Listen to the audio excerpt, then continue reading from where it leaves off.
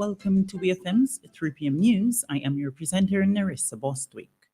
On the local scene, the St. Vincent and the Grenadines Bureau of Standards has taken a significant step towards enhancing service standards across sectors by focusing on the communications and broadcasting industry. As part of the national standards development process, the Bureau hosted a national consultation on the draft Code of Practice for Broadcasting on October 30th at its Camden Park conference facility.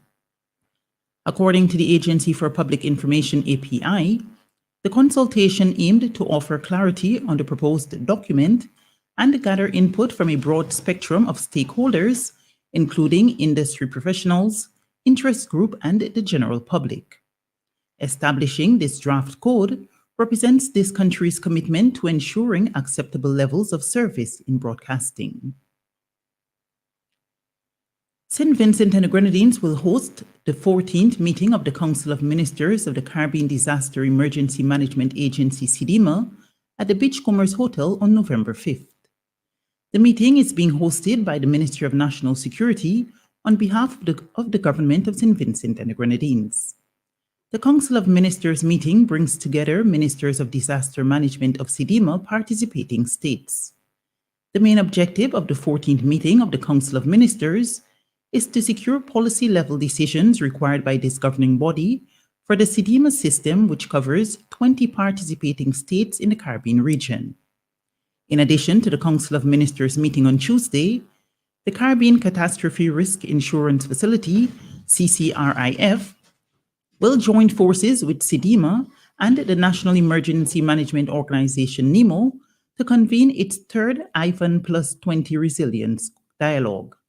The first dialogue of its kind was held this year in Jamaica on June 5th, while a second session took place in Grenada on October 15th.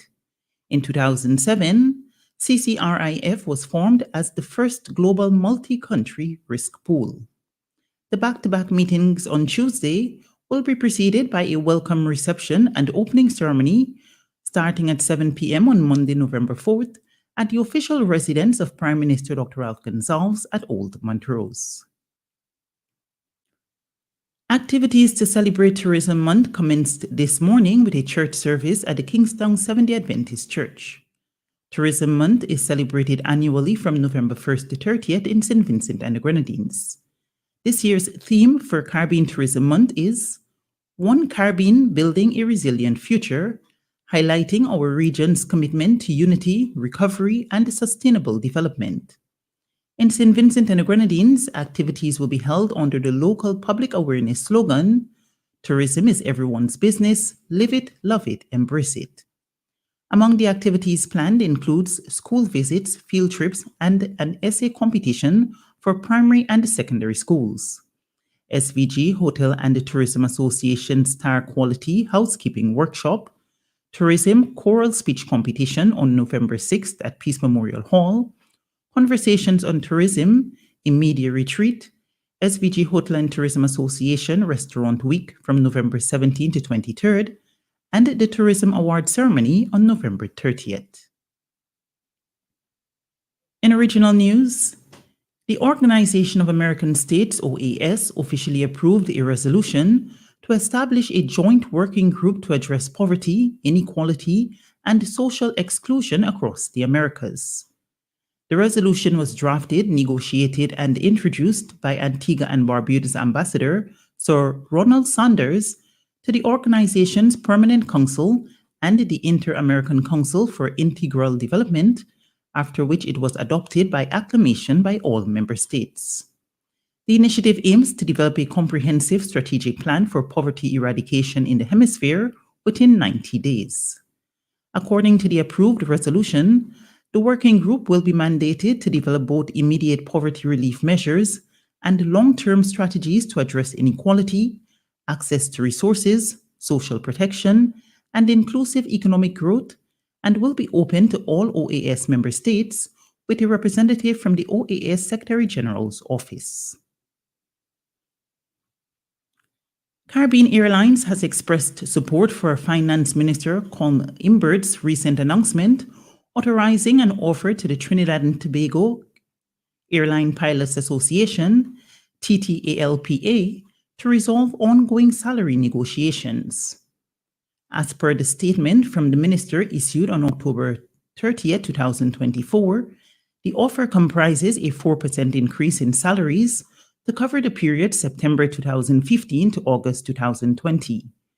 In addition, there is the offer of a further 4% increase in salaries to cover the period September 2020 to August 2023, Caribbean Airlines stated in a release.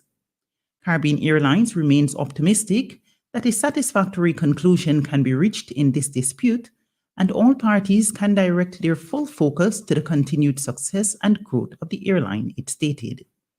The Trinidad and Tobago Airline Pilots Association has yet to issue an official response to Imbert's offer to resolve their ongoing wage negotiation.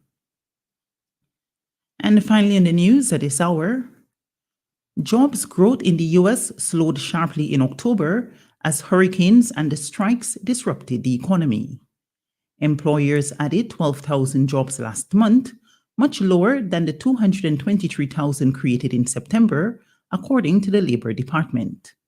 But while hiring slowed, the unemployment rate held steady at 4.1%.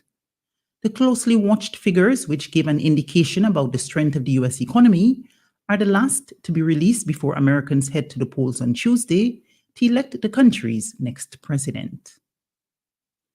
This has been WEFM's 3 p.m. News. I am Naressa Bostwick saying thank you for listening. Our next newscast will be coming to you at 5:30 p.m. Be sure to join us then.